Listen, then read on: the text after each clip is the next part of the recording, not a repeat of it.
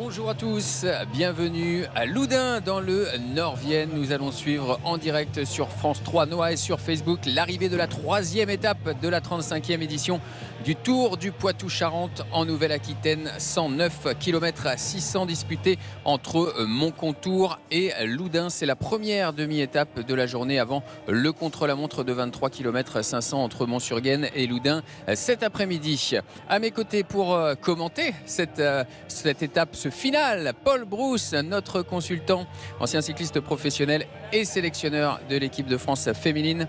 Bonjour Paul. Bonjour Freddy, bonjour à toutes et à tous. On s'attend aujourd'hui à une arrivée au sprint comme on a pu le vivre lors des deux premières étapes de ce Tour du Poitou-Charentes. C'est un petit peu le profil aujourd'hui.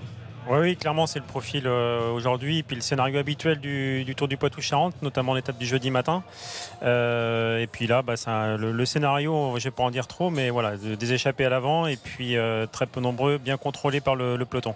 Vous parlez d'échappée, on va voir l'échappée du jour, celle qui s'est formée ce matin entre Montcontour et Loudun avec cet homme Alexis Goujard. Alexis Goujard qui, on aurait pu le penser, jouerait plutôt sur le contre-la-montre de l'après-midi et qui a tenté de s'échapper ce matin à plusieurs reprises et il y est parvenu et vous le voyez, il va être rejoint, il va attendre deux Italiens, Simone Ravanelli et Samuele Zoccarato. Samuele Zoccarato de l'équipe Bardiani, le maillot jaune et violet qu'on a déjà vu hier échapper et qui est donc en compagnie de Simone Ravanelli de l'équipe Androni Giocattoli et Alexis Goujard, le rouleur d'AG2R Citroën.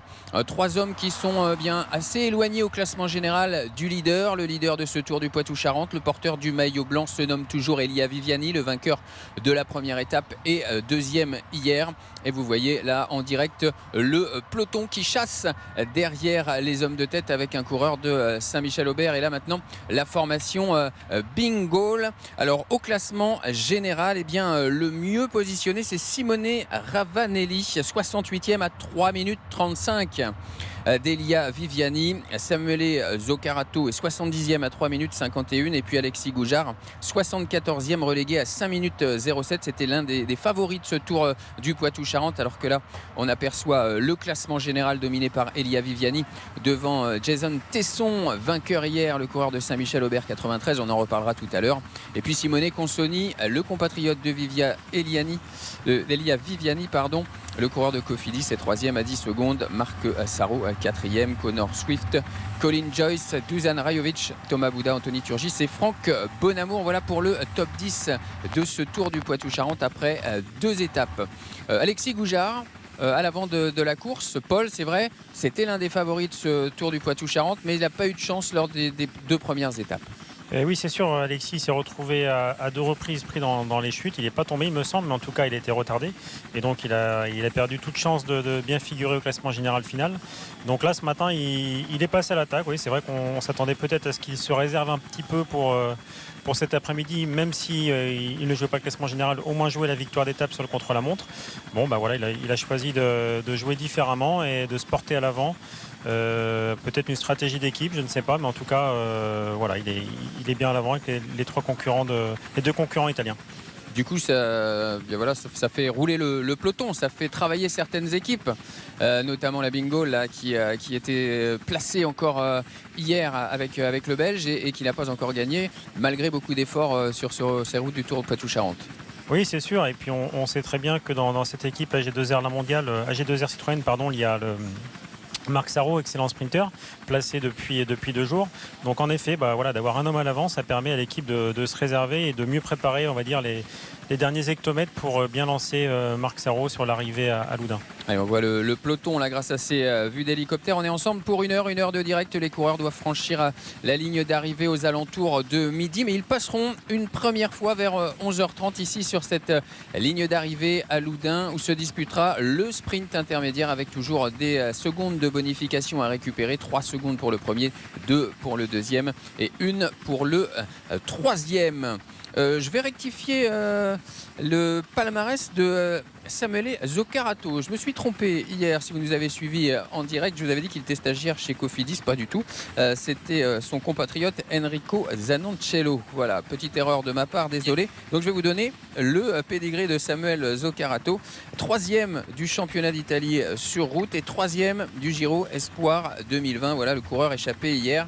Coureur de la Bardiani, jeune, 23 ans, et qui est une nouvelle fois présent à l'attaque aujourd'hui sur les routes entre Montcontour et Loudun. C'est une étape de 109 km 600. Elle est un petit peu plus longue que les traditionnelles étapes de ce jeudi matin sur les routes du Tour Poitou-Charentes. Et on s'attend évidemment à un sprint à condition bien que ce peloton que vous voyez ici revienne sur les échappées. L'écart, vous le voyez, 1 minute 27 alors qu'il reste encore 39 km 200 à parcourir. 39 km 200 pour que le peloton revienne progressivement sur les échappées. Mais on va y croire du côté d'Alexis Goujard, de Simone Ravanelli et de Samuele Zoccarato. Alexis Goujard, on en parle, il a déjà brillé, vous en parliez tout à l'heure Paul, sur les routes du Tour Poitou-Charentes, deuxième du contre-la-montre l'an dernier au Futuroscope. C'est pour ça qu'on l'attendait plus tôt cet après-midi. En plus, c'est un contre-la-montre roulant. On aura l'occasion d'ailleurs de le vivre en direct à partir de 16h15 sur France 3 Noir et sur Facebook. Il a décidé de partir à l'avant. L'équipe AG2R a plusieurs cartouches pour le chrono, mais c'est vrai que autant la première journée avec Tony Galopin avait été favorable, autant hier, Tony Galopin et Aurélien Paré-Peintre, Paul, ont perdu du temps eux aussi et se retrouvent plutôt en difficulté.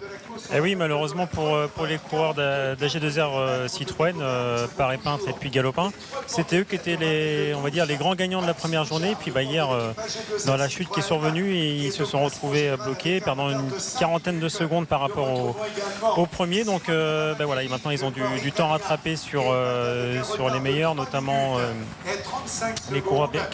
Bruno Armirail. Oui, voilà, c'est ça. Bruno Armirail est mieux classé à 44 secondes, 20e à 44 secondes. Et du coup, Aurélien Paré-Peintre et Tony Galopin, eux, sont à 48 secondes. Alors, il n'y a pas beaucoup d'écart, mais ils sont repassés derrière. Yeah, c'est ça, tout à fait. Et puis, on va dire que sur le papier, quand même, Bruno Armirail, c'est un des grands favoris du contre-la-montre. Donc, voilà, on va dire qu'ils sont revenus quasiment ex aequo. Et puis voilà, Alexis Goujard, vous en parliez, Freddy, c'est vrai qu'il ne faut pas oublier, c'est vraiment un rouleur de classe mondiale. Il avait fait un top 5 sur un championnat du monde, c'était à Bergen en 2017, il me semble. Et puis c'est vrai que régulièrement sélectionné en équipe de France pour cette discipline. Voilà, là devant, en tout cas, il se fait plaisir sur les routes du Loudunais qui sont toutes plates. Je pense qu'il s'en donne aucun joie à l'avant. Alors Bruno Armirail bien classé, mais tout de même à 44 secondes d'Elia Viviani. Il y a Johan Payot, également le coureur de Saint-Michel Aubert 93, le Charentais qui est 19e dans le même temps, à 44 secondes. Et puis devant, un potentiel vainqueur de ce Tour du Poitou-Charentes, pour l'instant, c'est Franck Bonamour. Franck Bonamour, on l'a rencontré ce matin sur la ligne de départ du côté de Montcontour. Au classement général, Franck Bonamour, il est 10e à 16 secondes. Alors on va peut-être pouvoir écouter bien ce qu'il nous disait ce matin au sujet du contre-la-montre. Franck Bonamour qui donc a un potentiel de 28-30 secondes d'avance sur les favoris du chrono et sur 23 km 500. Pourquoi pas en conserver une ou deux et prendre le maillot blanc à Elia Viviani. On va écouter Franck Bonamour ce matin au départ à Montcontour. Avec un retard de 15 secondes. Le classement général en tête au début de ce Tour de Poitou-Charentes, mais voilà, maintenant que je suis classé, il y a un petit peu d'écart en général, on n'est pas beaucoup à être encore dans le match, donc je vais déjà faire bien l'étape de ce matin, essayer de ne pas perdre de temps sur des cassures ou des chutes. Et je sais que je ne suis pas forcément un spécialiste du chrono, je n'ai pas vraiment travaillé cette discipline spécialement, mais la forme est bonne, donc je vais faire le chrono à bloc. Deux éléments importants dans cette interview de Franck Bonamour. D'abord, faire le chrono à bloc. Est-ce un chrono, Paul, vous croyez que Franck Bonamour peut briller sur ce chrono cet après-midi? C'est surtout que Franck Bonamour, depuis un peu plus d'un mois, il a démontré qu'il avait vraiment passé un cap, hein, super combatif du Tour de France. Il a été à l'attaque tous les jours sur les routes du Tour de France. Et puis encore très récemment, la semaine passée, au Tour du Limousin, où il termine deuxième dans le même temps que le vainqueur Warren Barguil. Donc voilà, il est dans une excellente condition. Il dit qu'il n'a pas de référence sur le contre-la-montre, mais bon, dans les catégories jeunes, il était quand même sélectionné régulièrement sur les championnats du monde, championnats d'Europe. Hein. Pierre-Yves Châtelon, l'entraîneur national des espoirs, nous l'a confirmé hier soir. Et d'ailleurs, voilà, il disait qu'avec sa forme actuelle, il pourrait pourquoi pas rivaliser avec un Bruno Armirail ou un Johan Payot. Donc voilà, maintenant il a un petit coussin de seconde d'avance supplémentaire sur ses deux concurrents directs. Et voilà. Donc c'est pour ça qu'il est vraiment un candidat à la victoire finale. Par contre, dans le même temps que lui, il y a Connor Swift, je pense que vous allez en parler, Freddy, qui est aussi un excellent rouleur. Donc ça risque aussi peut-être de se jouer entre ces deux hommes-là. Alors, on n'a pas bien entendu la fin de l'interview. Il nous disait qu'il allait faire le chrono à bloc. Mais attention, à ce matin, justement, ne pas prendre de cassure, ne pas chuter aussi, être bien placé. C'était évidemment la priorité ce matin au départ de Mon Contour. Bah oui, c'est sûr, hein, fort de l'expérience de hier et avant-hier à Parthenay et à Ruffec, on a bien vu que c'était très nerveux. Et là encore, le final d'aujourd'hui, le vent de côté sur le final, les sprinters qui vont le remonter. Donc on peut aussi s'attendre, pourquoi pas, je l'espère pas en tout cas, à des chutes. Et puis voilà, Franck Bonamour, je pense qu'il va essayer de rester à l'avant, de ne pas perdre de secondes sur ses concurrents directs. Et puis cet après-midi, 23 km, c'est pas un chrono qui est excessivement long. Donc voilà, l'idée ça va être de bien le reconnaître et puis comme il a dit, hein, de le faire à fond pour ne pas avoir de regrets en tout cas ce soir. Ne pas avoir de regrets, ne pas perdre de temps pour Franck Bonamour. Là, vous parliez de Connor Swift. C'est vrai que le coureur du team Arkea Samsic, on l'a vu bien placé sur les deux premières étapes de ce tour du Poitou-Charentes. Hier, je crois qu'il était rentré dans le top 10. Il est juste 10e. Il avait pris en plus une seconde de bonification. Donc c'est intéressant évidemment pour lui. Bien placé, 5e du général à 15 secondes d'Elia Viviani. Alors pourquoi pas le rouleur du team Arkea qui a gagné le Trobro-Léon cette année, pourquoi ne pas le voir briller sur un chrono qui est pas très long, hein. Effectivement c'est un chrono de spécialiste, mais on n'est pas comme sur les championnats de France à des kilométrages de plus de 40. On est là sur un chrono de 23 km 500 seulement, j'allais dire. C'est ça, 23 km 500. Connor Swift, il a quelques références au niveau du contre-la-montre. C'est un anglo-saxon. On connaît tous la culture du contre-la-montre chez les anglo-saxons. Donc voilà. Et puis il démontre depuis ce début du Tour du Poitou-Charentes une excellente forme, parce que voilà, si la quinzaine de coureurs qu'on retrouve dans le même temps dans les premières places du classement général, c'est des coureurs qui ont certes évité les chutes, mais qui ont surtout su garder leur place à l'avant du peloton. Et ça démontre aussi une grande condition physique. Allez, on retrouve les trois hommes de tête. Vous voyez le coureur de la Bardiani, maillot jaune et violet. Il ferme la marche, c'est Samuele Zoccarato. Devant lui, maillot AG2R Citroën, c'était Alexis Goujard. Et devant, Simone Ravanelli, le coureur de la formation Androni Giocattoli.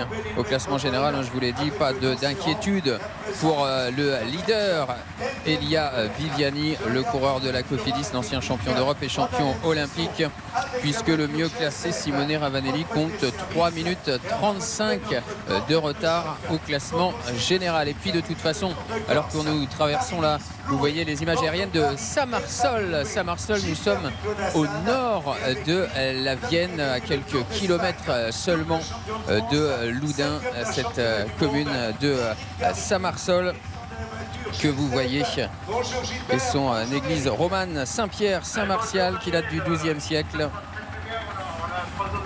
Voilà, et à partir de Saint-Marceau, du coup, c'est des routes que les coureurs vont emprunter à deux reprises, parce que là on rentre sur le circuit final, donc c'est l'occasion pour eux de bien repérer le final de l'étape.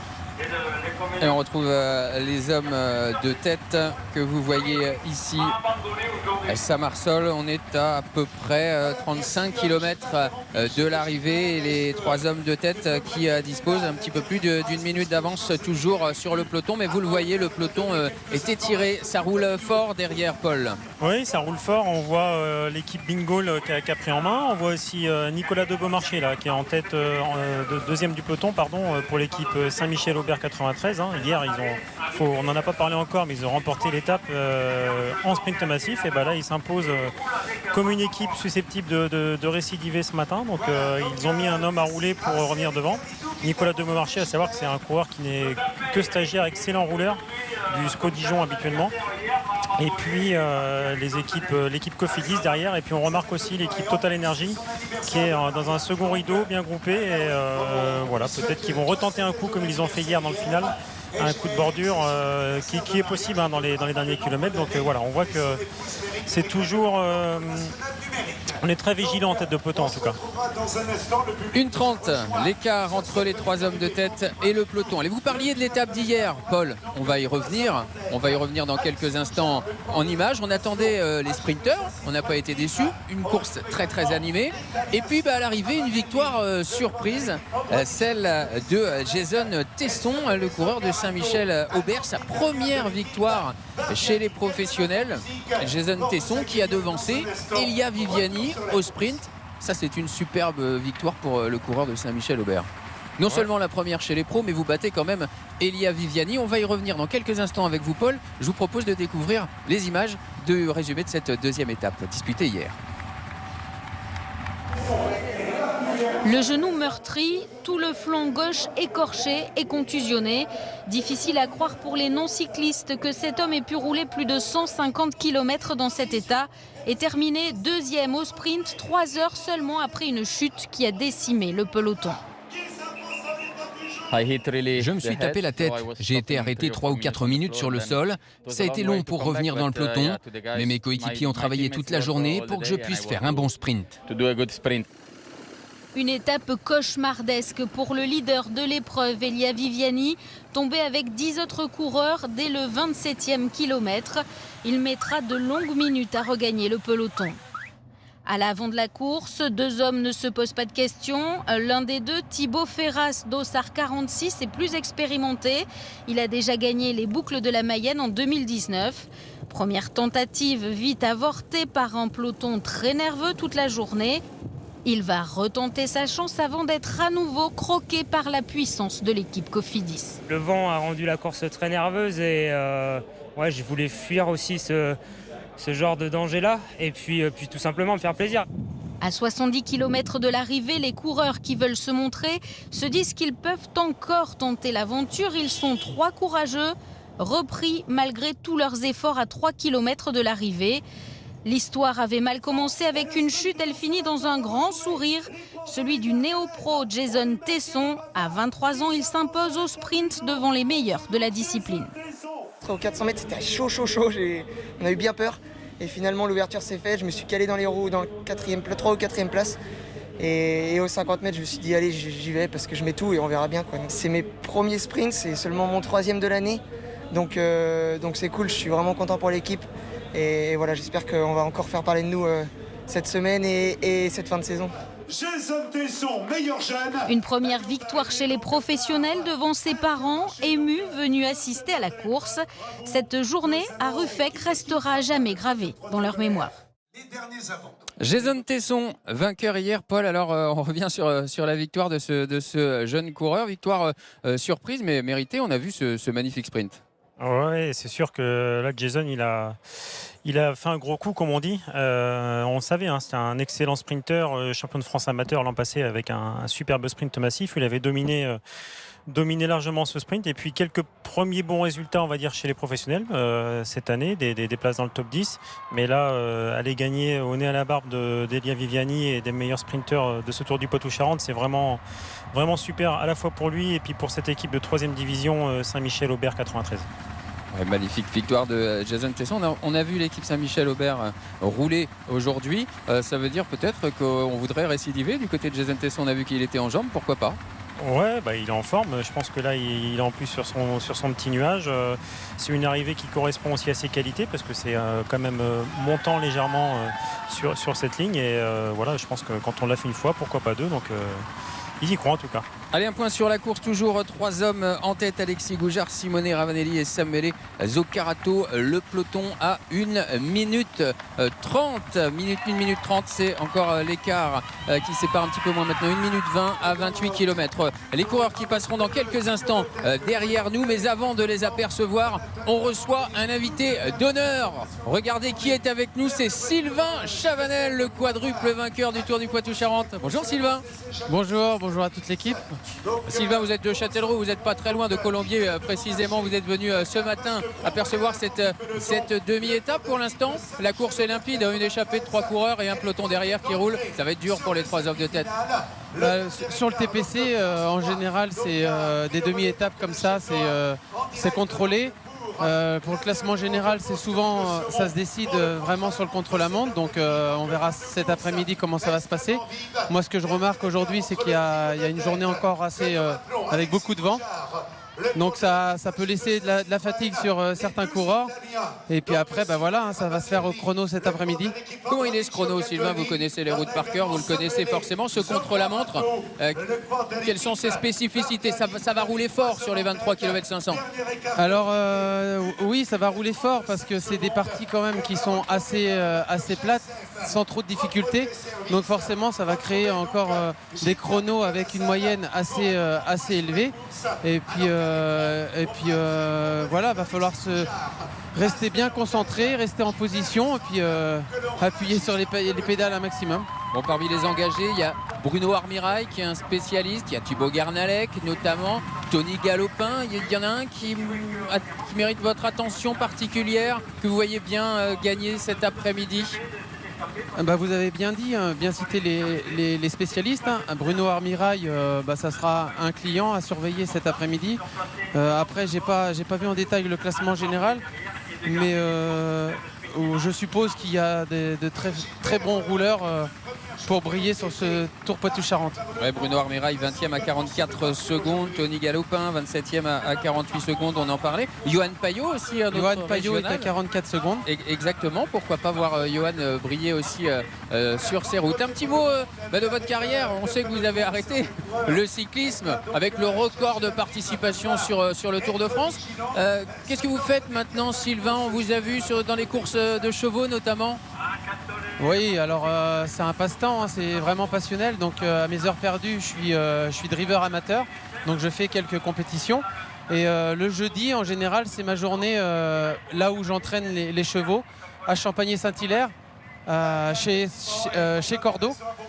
Et puis voilà, quand j'ai l'occasion, j'essaye de courir. Vous restez dans le monde du cyclisme, vous suivez les courses toujours? J'étais ambassadeur sur ASO, sur le Tour de France, pour ASO, donc en relations publiques. Donc effectivement, j'ai toujours un petit lien avec le milieu et je suis un passionné et j'ai toujours un œil sur ce qui se passe dans le milieu. Et est-ce que vous êtes engagé sur une prochaine course dans le désert? Exactement, notamment? Là je pars demain et je vais faire le week-end aux 24 heures au Mans. 24 heures du Mans. La course dans le désert, non? La Titan Au mois Race d'octobre, la Titan du désert, donc une course organisée par ASO.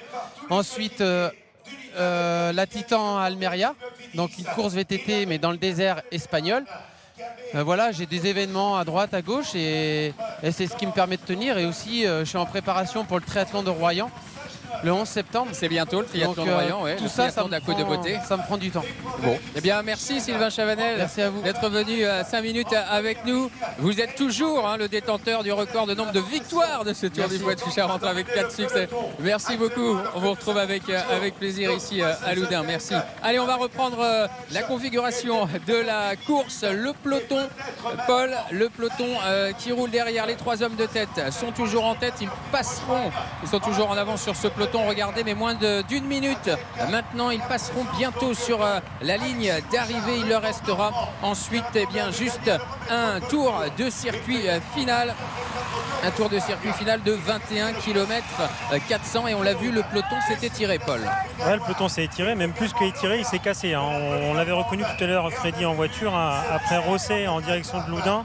C'est vraiment du vent de travers. Et puis on a vu que l'équipe Cofidis avec l'équipe Saint-Michel-Aubert ont accéléré légèrement l'allure, et puis derrière immédiatement ça a créé des cassures. Là on voit que ça revient, mais le peloton était scindé en deux, et donc attention au prochain tour puisqu'on va repasser sur ces routes, et là je pense que c'était le carton jaune pour certains coureurs, et au prochain tour ça va être, ils vont devoir être très vigilants. Il y a un petit écart, on le voit là entre deux groupes, mais effectivement ça rentre, alors que les hommes de tête, vous l'avez vu sur les images, les hommes de tête sont entrés dans Loudun, ville arrivée de cette troisième étape. Ils vont aborder donc bien les derniers kilomètres avant le circuit final ici à Loudun. Les échappés qui n'ont plus que 47 secondes d'avance à 24 km de l'arrivée. Ce sera évidemment compliqué pour Alexis Goujard, Simone Ravanelli et Samuele Zoccarato de résister au retour du peloton, mais on peut espérer dans ces rues un petit peu plus étroites, en tout cas sur le début de Loudun, on peut espérer les voir passer sur la ligne avec encore quelques secondes d'avance, mais après ce sera dur de résister au retour du peloton à la sortie de la ville de Loudun. Ouais, je pense qu'ils vont arriver à passer sur la ligne ici devant nous. Par contre, on voit que le peloton derrière est nerveux, et puis on s'est fait avoir deux fois, on va pas vouloir se faire avoir, on s'est fait avoir une fois, pardon, on va pas se faire avoir une deuxième fois, sachant que dès qu'on va ressortir de Loudun, on va arriver vers le dernier Grand Prix de la montagne, et en haut de ce Grand Prix de la montagne, là on connaît bien, pour les poids de vent, on connaît cette bosse, la bosse de l'aérodrome, et qui est bien exposée par l'arrière, bien exposée ensuite au vent, et ça va pouvoir vraiment créer encore de nouveau des cassures.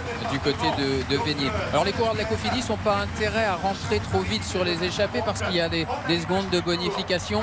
Les trois hommes de tête ne sont pas du tout dangereux au classement en général, donc autant qu'ils prennent les 3 secondes, 2 secondes et 1 seconde de bonification sur la ligne d'arrivée, autant qu'ils franchissent pour les coureurs de la Cofidis, autant qu'ils franchissent la ligne en tête avant de les rattraper sur le circuit final.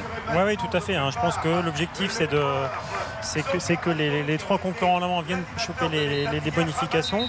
Mais bon, après on a vu Cofidis, là ils ont, en accélérant un petit peu avec l'aide de Saint-Michel-Aubert, ils ont créé une cassure.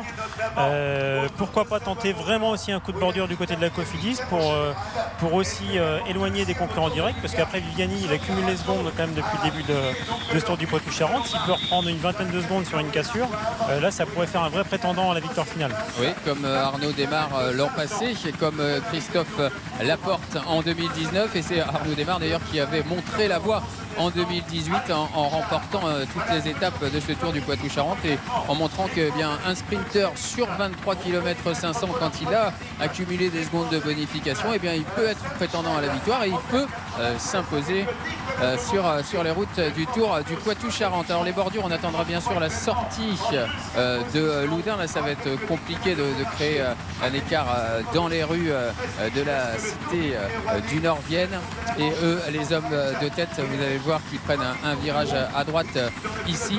Final qui est pas si simple que ça, Paul. Ça monte un peu sur la fin là.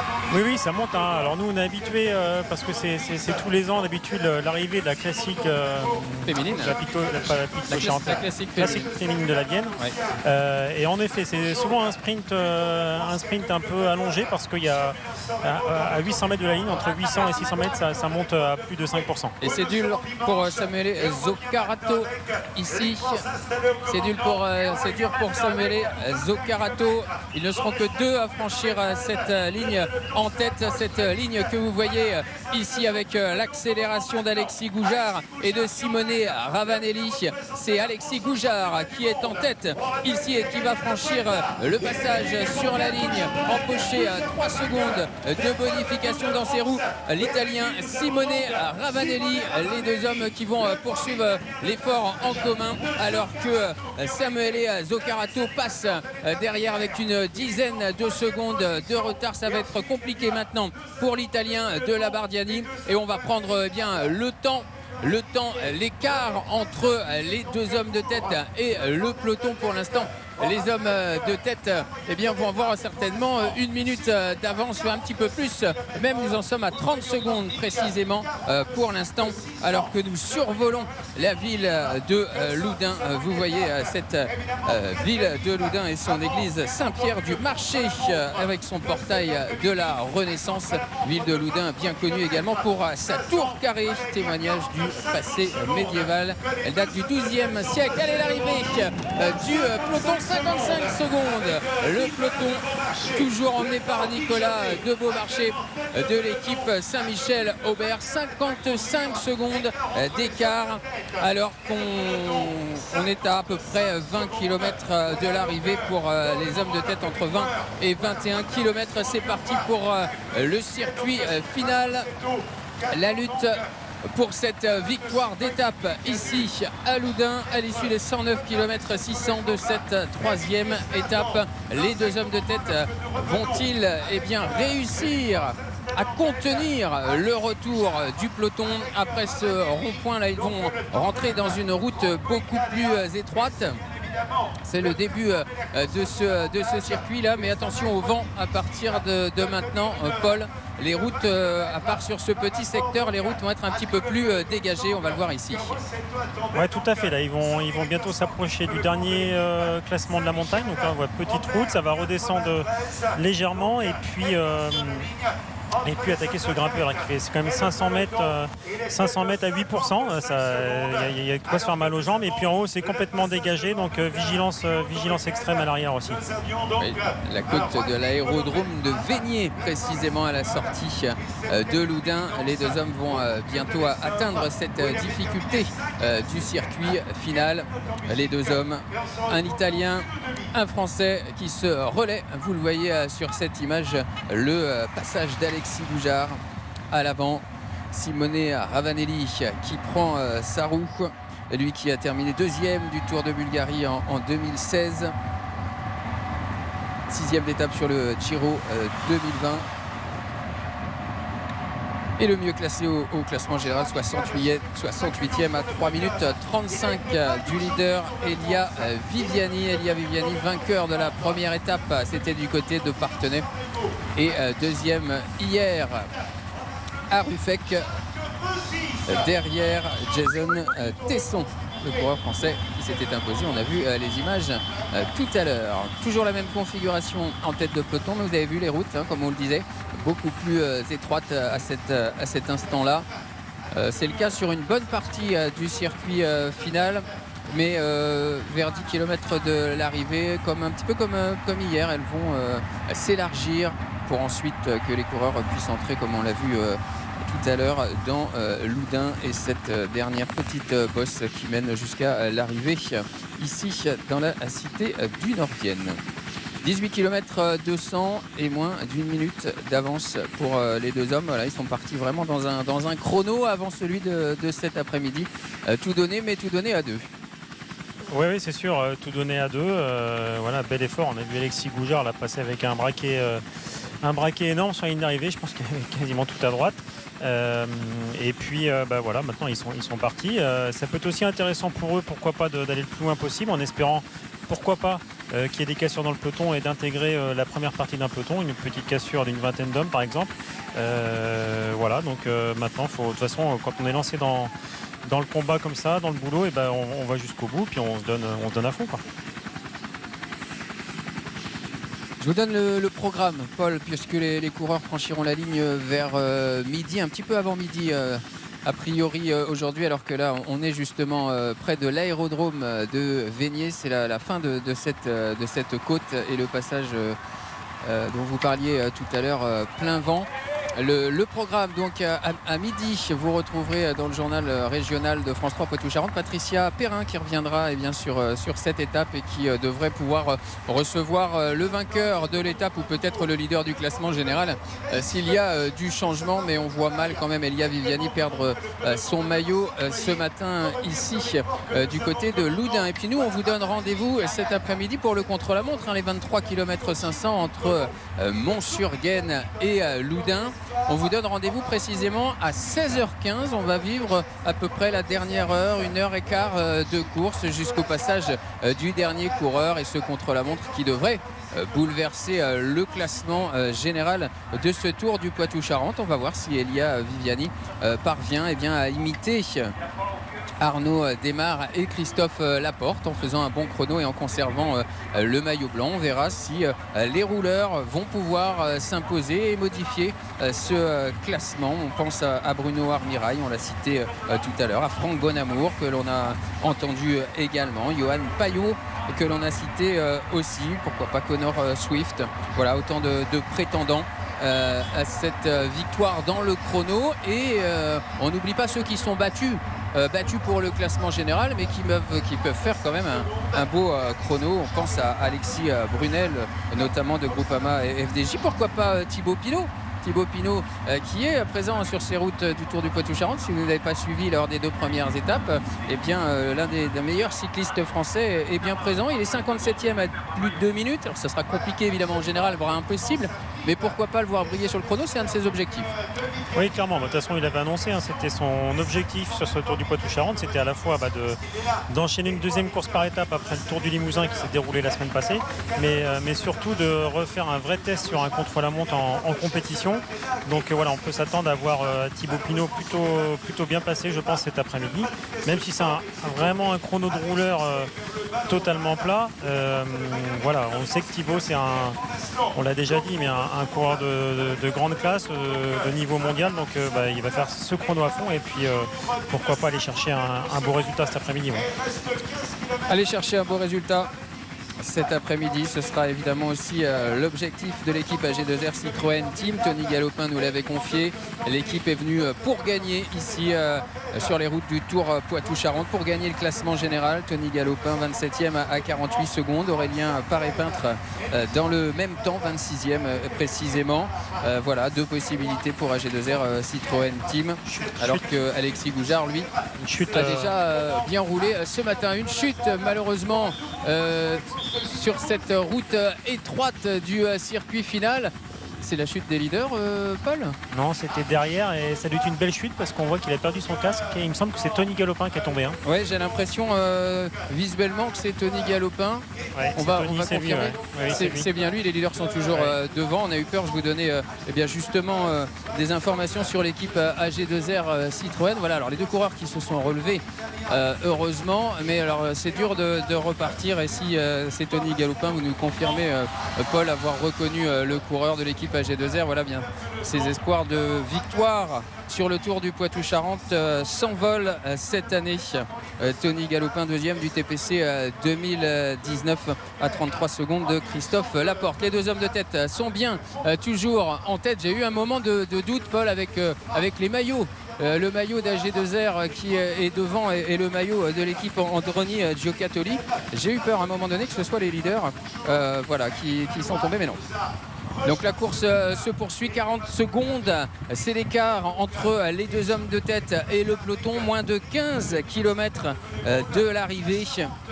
Les coureurs qui vont bientôt entrer dans Saint-Marceau que l'on a vu tout à l'heure en image aérienne. Saint-Marceau, il restera 14 km à parcourir pour rallier ici la ligne d'arrivée à Loudun. On essaiera évidemment de prendre des nouvelles si on peut de Tony Galopin. Allez, les 2 hommes de tête, toujours roue dans roue, 35 secondes, c'est difficile là sur le circuit. Difficile de résister au retour du peloton. Malheureusement, encore une chute qui émaille cette étape. On en a vécu tous les jours. Première et 2e journée avec notamment celle, vous l'avez revu tout à l'heure, d'Elia Viviani, le leader. Brian Coquard et Mathias Brandleux contraints à l'abandon. Mathias Brandleux, 3 côtes cassées, traumatisme crânien. Il est sorti de l'hôpital de Niort hier. Et vous voyez l'écart entre les hommes de tête et le peloton grâce à cette vue d'hélicoptère. Ouais. Quelques abandons puisque 135 coureurs avaient pris le départ du côté de Pont mardi. Ils ne sont plus que 121 dans le peloton aujourd'hui, 4 non partants hier pour la 2e étape. Et puis les chutes qui ont émaillé ces 2 étapes et qui ont contraint certains coureurs à abandonner comme Brian Coquard blessé au niveau de l'épaule. L'écart qui continue à descendre, une vingtaine de secondes maintenant pour les coureurs qui sont entrés dans Saint-Marceau. Vous voyez le peloton qui aborde ce village du nord de Vienne, pardon. Et là on voit le peloton, hein, ça a vraiment accéléré par rapport au tour précédent, parce qu'on sait très bien qu'à la sortie de Saint-Marceau, on va aller en direction de Rossé. Et là pareil, toujours un vent qui va être gênant venant de la gauche pour les coureurs. Et du coup qui pourrait de nouveau créer des bordures. En tout cas voilà, on voit que c'est très très nerveux. Encore une nouvelle chute tout à l'heure avec Tony Galopin, donc on sent bien la nervosité du peloton ici sur ces images. On rappelle les sprinteurs, Paul, de ce peloton, Elia Viviani et son poisson pilote Simone Consoni pour l'équipe Cofidis. Vous avez parlé tout à l'heure de Marc Sarro pour l'équipe AG2R Citroën Team. Paul Penouette pour la formation Groupama FDJ. Israel Startup Nation a perdu Rudy Barbier, mais Hugo Hofstetter est toujours dans le peloton. Pourquoi pas voir Paul Hugo Hofstetter s'imposer ici, la petite bosse qu'il y a juste avant la ligne, ça peut lui convenir.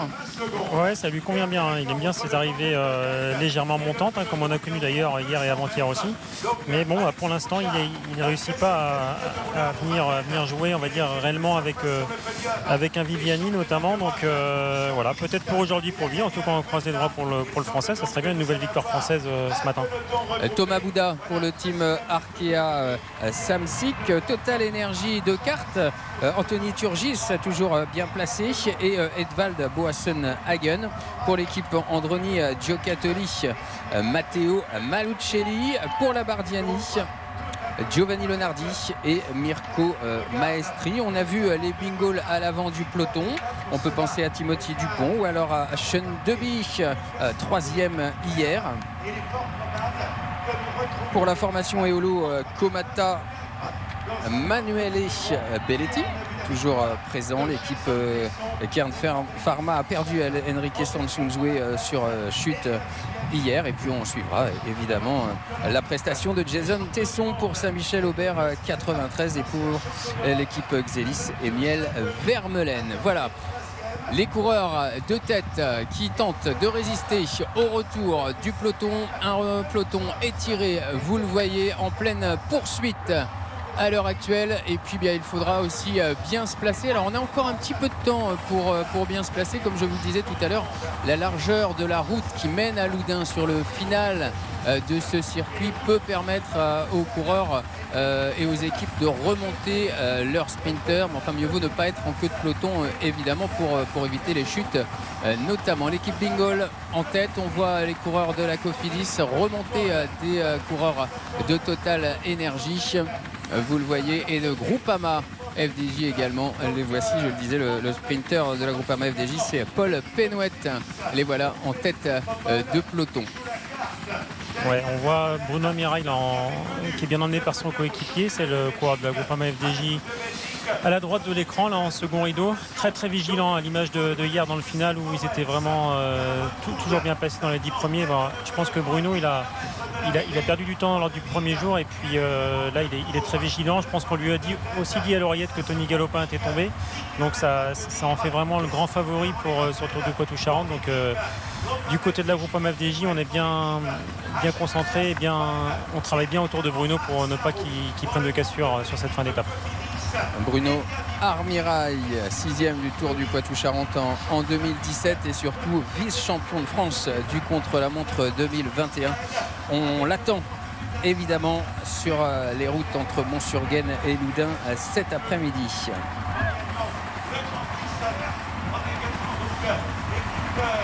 Le peloton, les échappés et l'échappée qui va bientôt se terminer. Vous voyez avec cette vue d'hélicoptère, moyen exceptionnel cette année pour vous permettre de vivre ce Tour du Poitou-Charentes. Régis Réveillé à la réalisation. Et nous sommes ravis de vous proposer ces images sur France 3 Noix et sur Facebook ce matin ici du côté de Loudun. Et on se retrouvera cet après-midi, je vous l'ai dit, à 16h15 cet après-midi pour vivre bien la fin du contre-la-montre du juge de paix du Tour du Poitou-Charentes, même s'il a un peu perdu ce qualificatif ces 3 dernières années, puisque les sprinteurs avaient écrasé la concurrence sur les étapes terminées au sprint et également sur le chrono d'ailleurs. Allez, les 2 hommes de tête, Baroud d'honneur, moins de 10 km de l'arrivée, il se retourne, Alexis Goujard, il a vu le peloton derrière, mais les 2 hommes qui poursuivent leur effort, ils auront animé la course aujourd'hui, cette demi-étape de 109 km 600, accompagné dans un premier temps de Samuele Zoccarato de la Bardiani, repris sur la ligne d'arrivée quasiment ici au premier passage tout à l'heure. Alexis Goujard qui est bien le dynamiteur du peloton aujourd'hui. Il a tenté plusieurs fois avant de partir seul et d'être rejoint par les 2 coureurs italiens. Voilà le peloton qui revient sur les 2 hommes de tête, 9 km. Voilà, le final ne fait plus de doute ici. Ce sera un sprint massif. On espère évidemment qu'aucune chute ne viendra émailler la course dans ces 10 derniers kilomètres. On a vécu ça lors de la première étape, une chute à 5 km de l'arrivée qui a coûté du temps à certains coureurs, alors qui ne sont pas forcément tombés, mais qui ont dû se relever ou éviter la course, la chute pardon, et perdre cette course, perdre du temps sur les premiers. Arrivé du côté de Parthenay, et puis hier c'était à 8 km de l'arrivée, même configuration, et encore des coureurs qui ont perdu du temps, et notamment des potentiels vainqueurs. Ouais, et puis là on voit bien que toutes les équipes veulent vraiment remonter pour lorsque nous allons tourner à droite là, bientôt au village de Rosset, où on va retourner direction de Loudun. Donc vraiment la vente côté tout à l'heure, ça a créé des cassures. On voit que toutes les équipes veulent replacer les leaders, et ça roule très très vite, ça frotte. Maintenant c'est le combat là pour virer à droite dans les premières positions au village de Rosset, qui va arriver dans moins d'1,5 km. Oui, mieux vaut être bien placé, parce qu'à Rosset il y a quand même 2 virages assez secs, droite gauche, avant effectivement, comme vous le disiez Paul, de retrouver la grande route qui mène à Loudun.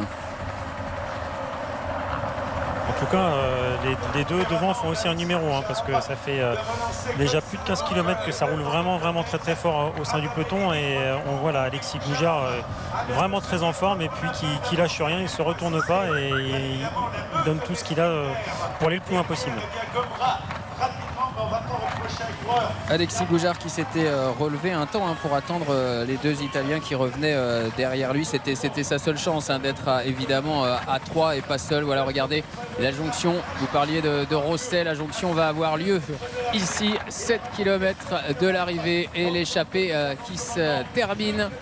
C'est fini pour Alexis Goujard et Simone Ravanelli, grands animateurs de cette étape, alors que vous voyez le peloton mené par l'équipe Arkea Samsic, le dossard jaune de cette équipe qui a réalisé un beau final hier également. Voilà ce virage à gauche, on va bientôt rejoindre la route principale, cette grande route qui mène à Loudun. La chaussée va s'élargir, le prochain virage le voici, et on est, Paul, voilà, sur la route qui mène à Loudun. C'est l'emballage final, moins de 7 km de l'arrivée, et on voit le peloton au profit de ce virage qui s'étire, et là avec le vent, vous en parliez, ça peut casser, attention, on va être très vigilant sur cette fin de course et sur ces images là à cet instant précis. Si une équipe veut casser le peloton, bien c'est maintenant. Regardez comme le peloton est tiré. Ouais, là c'est sûr que là ça roule très très vite. Après j'ai l'impression que le coureur italien, il faudrait qu'il soit relayé là par les coureurs de l'équipe Arkea, mais voilà, ça casse, regardez. Les premières cassures se font, et c'est sûr, il y a vraiment un fort vent de travers ici, donc c'est obligé que ça va créer des bordures. Attention là, si on n'est pas dans les 50 premiers, on pourrait être éliminé de la course à la victoire aujourd'hui, et surtout de la course au titre sur les routes du Tour du Poitou-Charentes. On voit 3 coureurs qui font l'effort là pour recoller, pour reprendre les roues. Et derrière, c'est dur de prendre les roues. Regardez comme ça va vite devant, alors que les supporters sont présents. Les camping-cars se sont placés ici. Et oui, c'est des supporters qui sont présents sur toutes les routes. Ils savent où se positionner. Regardez, ils sont là, pile poil, où il faut, à l'endroit où le peloton se scinde en plusieurs groupes. Certains ont abandonné leur chance dans cette course. Et devant, on n'attend pas évidemment. On file vers la ligne d'arrivée de Loudun. Le peloton complètement cassé. Une cinquantaine de coureurs au moins dans le premier groupe. Et derrière, certains ont perdu leur chance. Attendent de recoller quand même. Vous le voyez sur cette image. Voilà, sur l'image d'hélicoptère, on voit mieux ce premier groupe.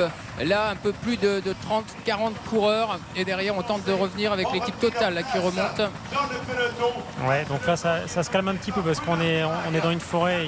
Le vent, bien sûr, est moindre que dans la plaine. Mais dès qu'on va ressortir de la forêt, irrémédiablement, ça va aussi retendre le peloton parce que tout le monde veut se replacer. Ça roule vite et puis forcément, ça va remettre en ligne dans les prochains hectomètres. Voilà, un coureur de la formation Saint-Michel-Aubert qui se porte en tête.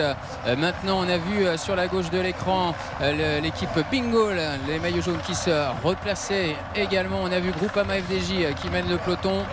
Cofidis également. Les équipes françaises sont bien présentes ici.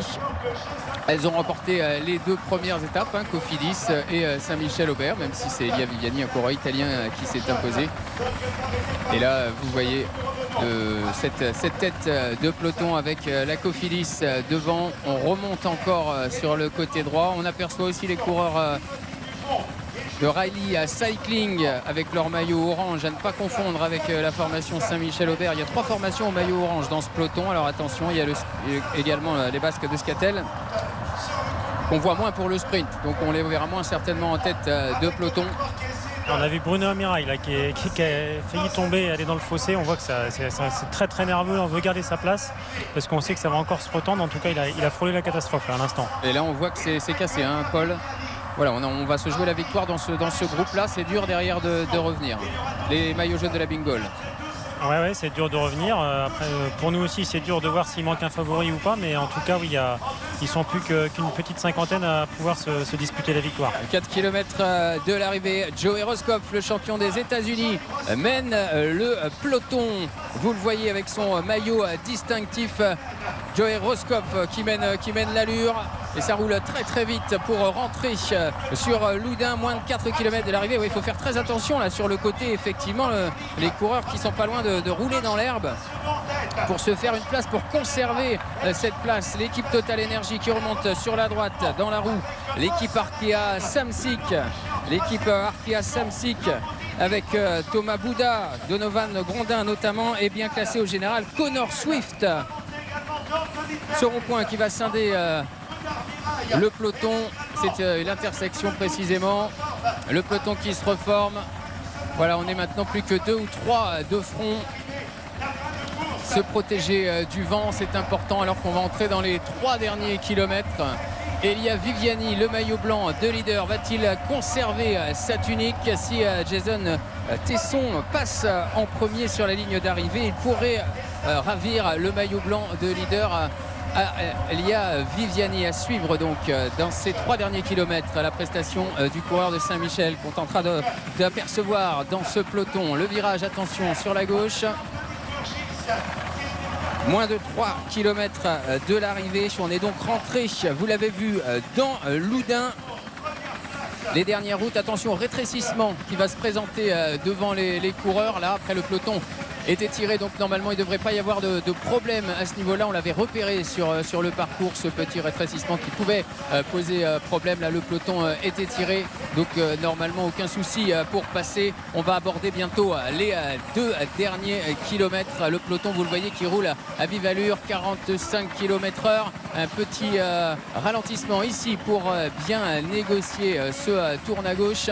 Et les coureurs qui reprennent leur file indienne pour se livrer une belle bataille et pour tenter de placer les sprinteurs dans les meilleures conditions possibles. On a vu la force de l'équipe Cofidis avec Simone Consoni et Elia Viviani, mais on a vu hier avec Jason Tesson qu'ils pouvaient être battus, les Italiens de la Cofidis. Ça doit donner des idées aux autres sprinteurs de ce peloton. Non, Elia Viviani n'est pas imbattable, surtout je vous le rappelle, il avait chuté dans la course hier dans la deuxième étape. Allez, Rally Cycling qui mène le peloton Total Energy n'en sont pas loin. Saint-Michel Aubert 93 aussi bien placé. On voit l'équipe Arkea Samsic avec 4 coureurs présents dans ce final, très bien placé également l'équipe Arkea Samsic. Paul, là on aborde vraiment on n'est pas loin de la flamme rouge, 1 km 500 certainement. Ouais, c'est ça, là, ils vont tourner, ils vont arriver dans un faux pas descendant, ça va aller très très vite. Et puis là on voit l'équipe Total Energy qui protège bien Anthony Turgis, qui était placé hier 3e il me semble de l'étape. Et Anthony là-dessus, sur un final comme ça, il peut aussi déjouer le sprint, c'est-à-dire attaquer dans la petite bosse aux 800 mètres. Ça monte pendant 200 mètres et il est capable de s'extraire du peloton, pourquoi pas. Et on va suivre ce final. Anthony Turgis 4e hier exactement. Jason Tesson qui avait gagné devant Elia Viviani et Sean Deby. Anthony Turgis 4e est toujours bien placé comme Marc Sarro 5e hier et qui avait fait la 3e place lors de la première étape. À suivre peut-être dans ce final, même si on n'a pas vu de maillot AG2R aux avant-postes. Allez, le final avec l'équipe Total toujours bien placée, l'équipe Arkea, la formation Bingol. Et là on monte, Paul, on va bientôt arriver sur la ligne ici à Loudun. On va connaître le vainqueur dans quelques instants de cette 3e étape. Arrivé au sprint, les coureurs ont un petit peu d'avance là, 5 minutes d'avance sur cette course envisagée ici à Loudun dans un horaire de 44, dans une vitesse à 44 km/h. Les coureurs qui vont bientôt arriver ici avec un petit virage à 150 mètres de l'arrivée. Ensuite ce sera tout droit pour eux. Ils connaissent le parcours puisqu'ils sont passés tout à l'heure et les voici en fond d'écran. Regardez, le sprint est lancé de loin. La victoire d'étape ici du côté de Loudun pour la Cofidis. Non, c'est Elia Viviani, oui, c'est bien le coureur de la Cofidis, Elia Viviani qui devance Timothy Dupont qui n'est pas du tout content du sprint d'Elia Viviani, mais c'est bien le leader du classement général qui s'impose une nouvelle fois ici. Elia Viviani vainqueur me semble-t-il devant Timothy Dupont et un deuxième coureur de l'équipe Cofidis qui doit prendre la 3e place. Peut-être Paul, vous avez mieux vu. Oui, il me semble que c'est Consoni. Simone Consoni, toujours. 3e, Simone Consoni, 3e de l'étape. On retrouve les hommes forts de la première étape ici du côté de Loudun. On va voir, regardez le ralenti. Et là, effectivement, en fait, il est bloqué. Timothy Dupont, il est bloqué entre les deux coureurs Cofidis. Allez, on revoit ces derniers mètres. Regardez le coureur de la Bingol et son maillot jaune qui va être gêné. Il a pris la roue d'Elia Viviani. Il prend la roue d'Elia Viviani et là on va regarder avec Elia Viviani qui fait un écart et voilà Bingol, le coureur de la Bingol qui ne peut pas passer entre les deux coureurs de la Cofidis. Paul, ça me paraît quand même réglo ce sprint, pas de souci. Non, il a fait un petit geste d'humeur, c'est pour ça que je n'étais pas content. Ouais, il y a beaucoup d'adrénaline lors d'un sprint et puis voilà, on lâche les émotions une fois la ligne passée. Il y a eu beaucoup de nervosité, on l'a vu sur toute la course. En tout cas, il avait pris la roue de Viviani et puis il n'était pas assez costaud pour le dépasser. Je pense qu'il a plutôt eu peur que Consoni se rabatte, c'est peut-être pour ça qu'il a levé le bras. Et puis il me semble que Jason Tesson refait 4e, j'ai l'impression.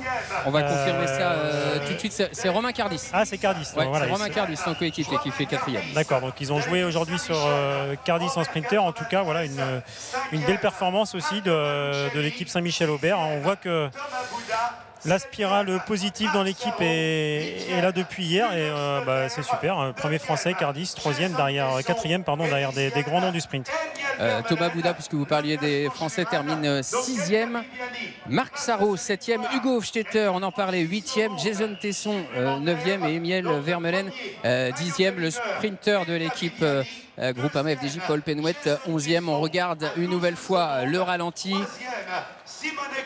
Timothy Dupont qui avait donc choisi de prendre la roue d'Elia Viviani. Vous voyez les bandages sur le genou d'Elia Viviani.